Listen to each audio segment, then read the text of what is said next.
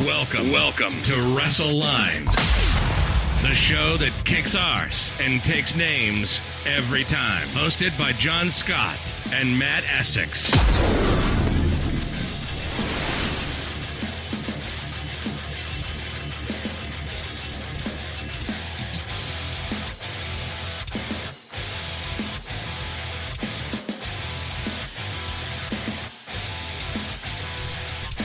Hey, what's up everybody? John Scott, of course, here with Matt Essex, and we're back for another week of Wrestle Line podcast, and lots to talk about. Obviously, coming off of more of a week of wrestling. Of course, we'll be talking WWE, and how about the latest bit of news, all about Eric Bischoff, already gone after under, I think, 3 months, I think it's been. We'll be talking about that and what's next for him, who's taking his position. Also, what about Saudi Arabia? Yep, it's official. We all kind of saw it coming anyway, but now it's stamped down. And some of the money that's been bounded around the price, certainly worth it, I would imagine. And, of course, we're going to be talking All-Star Wrestling, which I had the good fortunes of going to see, which has been up on our YouTube channel, along with some stuff. Some of you guys have been emailing me clips from the NWA, which then I passed on to Matt to check out their new product, and everything else that's going to go on. So I'm going to bring Matt in there. How you doing this week, Matt? Yeah, not bad, thanks. Yeah, it's been a busy one this week with everything wrestling related. It has, as always, and we're already in halfway through October, so we're getting to that back end of the year already. It seems like it's gone really fast these last couple of months, but we've been incredibly busy, so maybe that's why. Matt, we're going to start off at the top then. Some sort of news that's been breaking, at least in the past 24 hours and such, is that what did you make of hearing that Eric Bischoff is no longer the what was he, executive producer or some sort? Yeah. Was that the title they give them now? Yeah. He was thrown in 3 months ago, I think it was, something around 3-4 months ago, with Paul Heyman was also taken on in that position, and even at the time we kind of both looked at each other like raising eyebrows. What is this all about? Is this just a snag to stop AEW getting Bischoff? Are they just handing jobs out for the sake of it? Was it for Smackdown on Fox?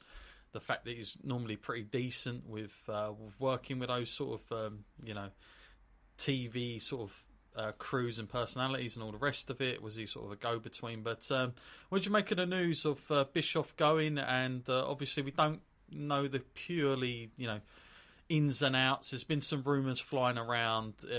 Depends what you believe, that he was a little bit lackadaisical, I think was the sort of stuff that was going around. He maybe wasn't as into it as what WWE wanted him to be, but then on the other side of it, he felt, I think, as well, that there was certainly a lot of rewrites that we know about, so I don't think that could have helped either. What have you made of this? Because we are just coming off of the cuff of Fox, only 1 week in, and then this happens.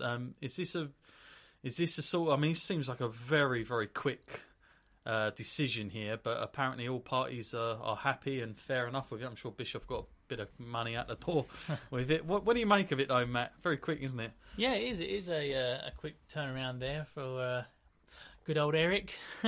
He's in the door and out the door just as fast. It's like Mourinho. Yeah, but he is one of those guys who seems to. He has got the passion for it, but he can take it and leave it, because we saw in the WCW days, once he got laid off there, he sort of took a holiday and a break and just went fishing. He wasn't seen or heard from for quite some time. So whether he's still as strongly passionate about it, that's in question. Of course, now his successor, Bruce Pritchard, you can't really go wrong with that, can you? No. You're in safe hands. He's come out and he's expressed that he thinks Pritchard will do a great job, and there's no bad feelings between them. Yeah. So perhaps this is like a thing that works out well for everyone involved, because like you said, Eric Bischoff made some money there. Obviously something wasn't right. If it was going amazingly, they would have kept him on. We can't be party to everything that goes on behind the closed doors, but Pritchard, I'd say you can't really go wrong with that.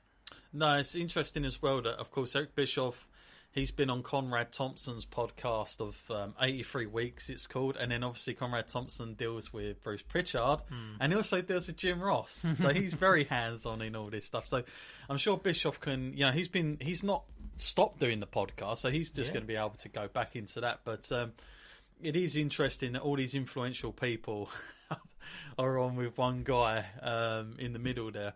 But and it's a great podcast. That's the thing that surprises me, because when I listen to that podcast, and it's one of my favourites, when I hear him talk now, he seems like so much maturer, and the way he talks about today's product, he seems like he's got more of a handle on it than most of the people I'm hearing. And you know, I don't know, it depends. You know, we're not there, we don't know how the system works, how it operates. So, you know, I'm sure it sounded great on paper when they said, you know, this is it, you can come in and do this. And it certainly got fans buzzing when they heard Heyman and Bischoff. But yeah, for whatever reason, everyone's decided to go separate ways. And like you say, there's no sort of bad blood, at least yet, that we've heard about. I mean, that's not to say we won't hear anything, because I'm sure we will. And I'm sure there are things, because let's face it, I don't just get rid of anyone that quick for nothing. But, you know, it's a quick decision. Like you say, Bruce Pritchard, good hands. I think he's somebody, in my opinion, that is very undervalued for a long time with WWE. The fact they got rid of him when they did, and he ended up at TNA. But, you know, when you listen to him talking, and, you know, even for his age, he's still so in the loop of what people want and how wrestling should be produced and everything else, that I'm surprised WWE didn't reach out to him a lot sooner anyway.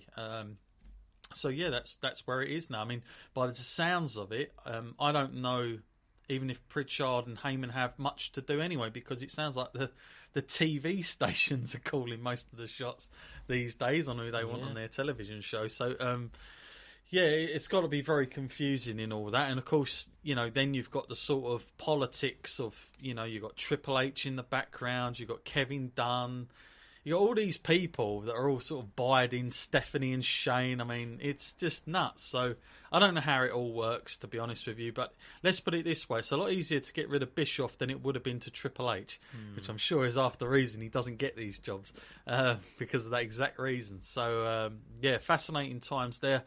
So let's talk about the actual TV product, the in-ring product then. Raw this week, I got to say, I was watching it and damn, it was flat. The ending, I suppose that was supposed to be the big, you know, the big moment, burning down again. For me, it was just, I don't know, maybe if I'm a kid, I'm loving this, but at my age, I'm not loving it at all. And the way everything's produced, and then the announcers talk about it, it's just so blasé, you know. Like, oh, it's only someone's house. Oh well, you know, we'll move on. Don't worry about it. But like, you know, it's just beyond me. What did you make of this week's past Raw, Max? This is like the second one now. Apparently, the premiere, the drafts in particular. I've got to say, this is one of the worst, the most boringest draft things I've ever seen. I don't know why we were doing it so soon anyway. But the fact they did, there wasn't hardly any massive moves. I mean, you'd say Brock Lesnar, but the fact that he was booked in such advance, he was already going to be on there anyway, wrestling Kofi. So if they really wanted to do a great job, why didn't they, with all these big names on SmackDown? Because they didn't need Brock's name to be on it to get people to watch it. They had The Rock. The Rock was there, Undertaker was advertised, Steve Austin. So why not have just had Brock Lesnar just come out, be drafted, and then win the title with the next week or whatever? Just hold off a week. That would have been a much bigger impact. Like, that's a move that would have made some ripples. But the fact is, he was already booked, Matt. We already, you know, it wasn't a surprise. I know he's over there. Roman stays put. Seth Rollins is back on Raw. We got Becky, she's on Raw. And then, of course, there was the new show that hit with Booker T, my man. Oh, yeah. Oh, man. Statement. Well, there weren't no statement. Commentary these days. Yeah, there weren't no statement with me, because when Triple H come on, I was like, really? Really? That's it? I was thought maybe Ronda Rousey or something like that, but no, it's, I mean, it wasn't a massive deal, Alexa Bliss. I'm sure it, you know, I'm not saying they're not big names or anything, but it wasn't the sort of thing the blockbuster announcement was the caption, and I thought, well, it's not sort of John Cena Batista of years and years ago when these things happened, or Triple H went to Smackdown that time. It's not that sort of level, is it? What have you made of this draft thing? And also, As a fan, Matt, do you really care? It's so hard to care these days. They tried to explain it away this time by saying the networks were the ones choosing. And by the way, those backstage moments when you see the network execs and they're celebrating their picks or getting upset, it's like a Wall Street trade center. It's stupid. Oh, it's unbelievable. I'm looking at these people. I'm thinking, from the picks they're making anyway, they don't know that much about wrestling. We've got Golden Geckos type images. It's just so confusing. I mean, like the fact that even the people they were choosing, I mean, The Miz was so far down the list, it was criminal as well. It's like, why is he so far down the pecking order these days? Yeah. He should have been a lot higher up. He's great in everything that he does. And if you want like someone who's on the reality TV side, you know, that would have done well for their network as well, perhaps. But no. And other things, we've got Bailey getting picked in the second round of drafts rather than the first. I'm surely you'd go for champions first. It just doesn't make any sense. They might as well have come out and said it's the Vince McMahon thing again. He makes up whatever rule he wants. Wild card is going to run wild forever. But no, now supposedly that's dead now. So that's one positive that's come out of this. But like, going back to what you said about Seth as well, that's just insane. I couldn't believe this. They're trying to market this guy as a hero. And what does your hero do? If you don't like someone, set fire to their house. Go on, kids, you know? What a role model. And it's just a common thing for Bray here. I mean, people say he's got some issues. Yeah, people keep burning his place down. Randy Orton did it. Now Seth did it. Oh, this poor guy. I feel sorry for him. Yeah, it was... I hated the angle... and the reactions, oh man, it's just not good. And Raw in general was just so flat. It was so long. Oh man, I was sitting there watching it. I watched the whole thing, and it felt so long. Well, it is long anyway, but it felt longer than normal. And yeah, you know, I don't know how many times I've come out, Matt, where they've gone, it's a new change, a new revolution, but like nothing's changed. Everything is still pretty much the same. 90% of SmackDown people still didn't move, did they? So. Yeah, it doesn't matter. It's not to do with who's on what show either. It's just the way the show's produced is what my argument is with everything. And I've got to say, one of the biggest downfalls for me was the commentating. It was abysmal this week. It was like that team is... I'm not doubting they're going to get better because they can only get better in my opinion. Can't get any worse, can it? But it's terrible. I mean, they were all over the place. Some of the things they're saying, poor old Jerry Lawler's like he's living out quotes that I've heard in '92, and he's still saying them. You know, and it's not really his fault. It's the fact they've just. I mean, it's such a weird combination of people. I don't know how they came up with that decision. I would have at least put Lawler with Michael Cole somewhere. But in any case, the show not entertaining that much. And SmackDown from the week before, not bad, but again, it was all about the draft. And, you know, if you're not into it, as I'm not that excited about, I don't know. I mean, it certainly wasn't trending, let's put it that way. Nobody was sort of like, wow. You know, and it's so confusing because Rey Mysterio is still Raw, but then he's doing the angle with Cain Velasquez, and then Bray and Seth. It's just strange how things are at the moment with everything. Want to move on now then, Matt, because we saw this coming, I think you and I, and most of probably the listeners, to be honest with you, who doesn't these days. But it got announced last Friday as well. In this, I mean, it was... For me, it was cringeworthy. It was very embarrassing. Did you get to see the press conference that they did with the two matches announced for Saudi Arabia? Did you watch that? Yeah, it's not easiest of viewing that, I suppose.